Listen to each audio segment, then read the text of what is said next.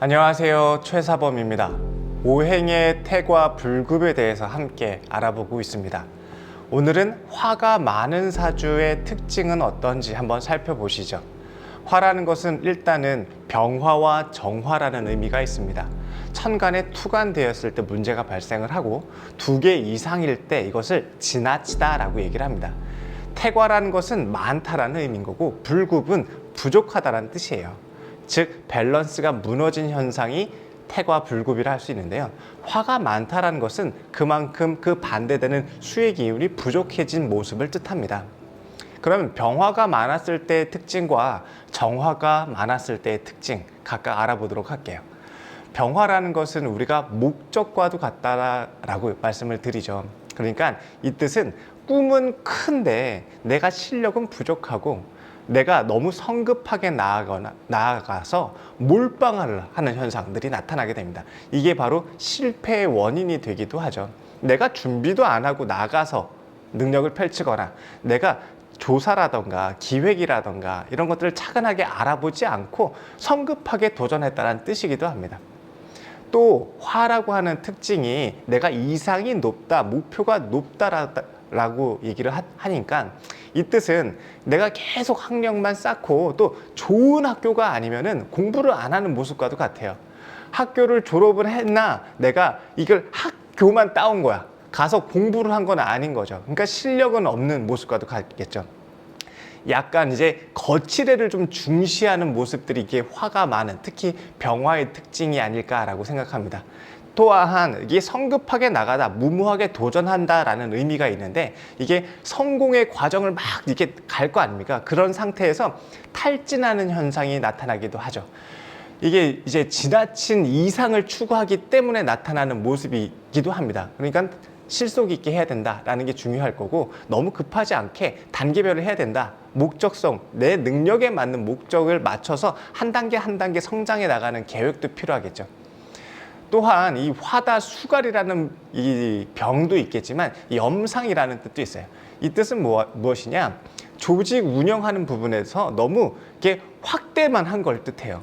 내가 윗사람이 좀 잘못 운영을 했다는 뜻과도 같아요. 리더자의 문제이기도 해요. 이때는 필요한 게 바로 긴축 재정이 필요합니다. 긴축 재정을 통해서 우리가 이 속빈 강정이 되지 않도록 알차게 알곡을 단단하게 만들어야지 겉만 화려하고 매출은 큰데 실이익은 낮고 오히려 마이너스고 막 이런 현상이 나타나지 않습니까? 그래서 거칠에만 중요하지 않고 실속 있게 이것을 내가 차근차근 쌓아가는 게 중요하겠죠. 그래서 병화는 이상이 높고 목표가 큰데 그에 부족한 실력 현상, 또 성급하게 나가는 현상, 이런 것들이 바로 병화가 많았을 때의 특징이라고 할 수도 있습니다.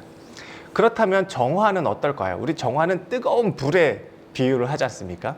이 정화는 뜨겁다, 건조하다라는 현상이 있어요.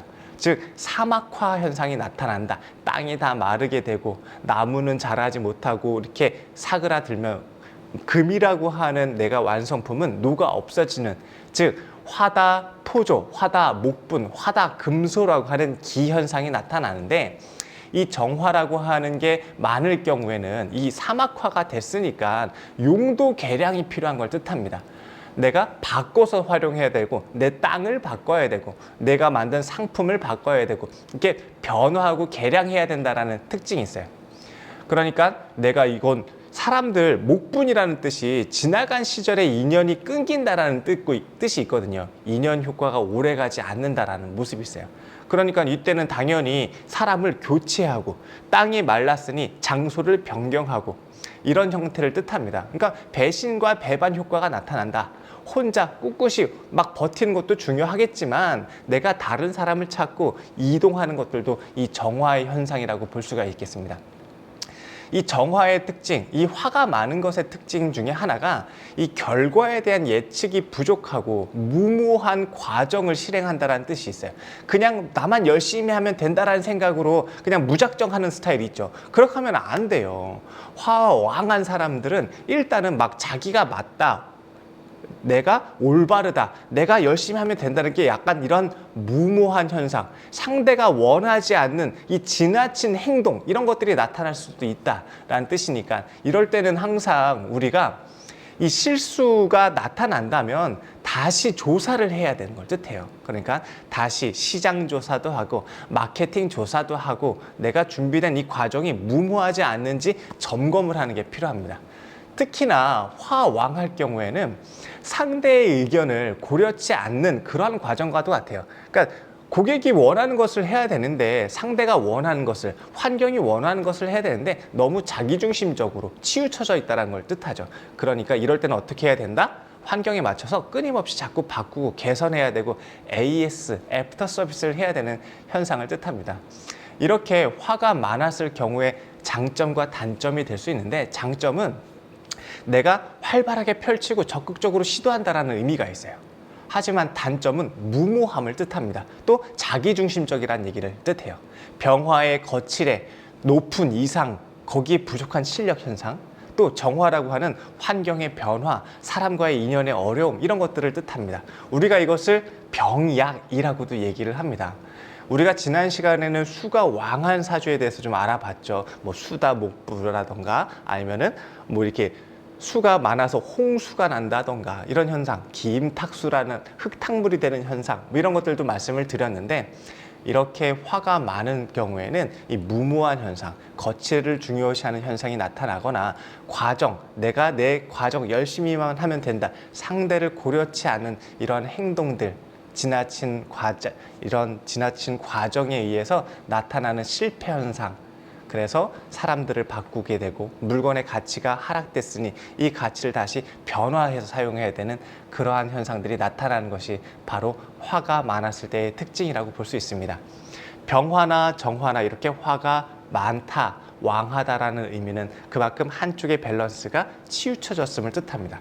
우리가 사주를 판단을 할 때도 이렇게 균형이 중요한데, 그 균형의 특징 중에 하나는 바로 계절에 합당한 오행의 균형을 뜻합니다. 그래서 우리 이것들을 팔품이라고 하는 계절, 절기에 맞게 그에 합당한 오행의 배합의 이 균형을 통해서 이게 내가 목적만 큰 건지 아니면 준비도 잘하는 건 건지, 상대를 고려해서 내 실력과 전문성을 개발하는 건지, 이런 것들의 차이를 우리가 바로 팔품이라는 특징을 바탕으로 해석을 한다면 도움이 되실 거라고 생각됩니다.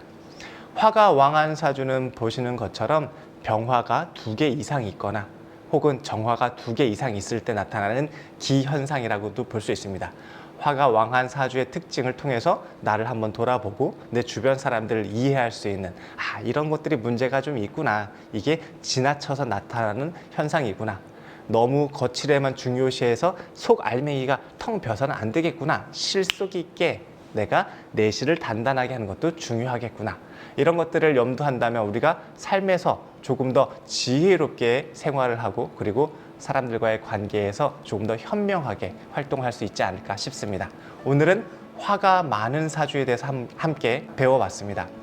다음번에도 더 좋은 컨텐츠로 함께 공부해 보도록 하죠. 고맙습니다. 저와 함께 공부하는 과정인 사주혁명 과정에서는 장학금 제도를 운영하고 있습니다.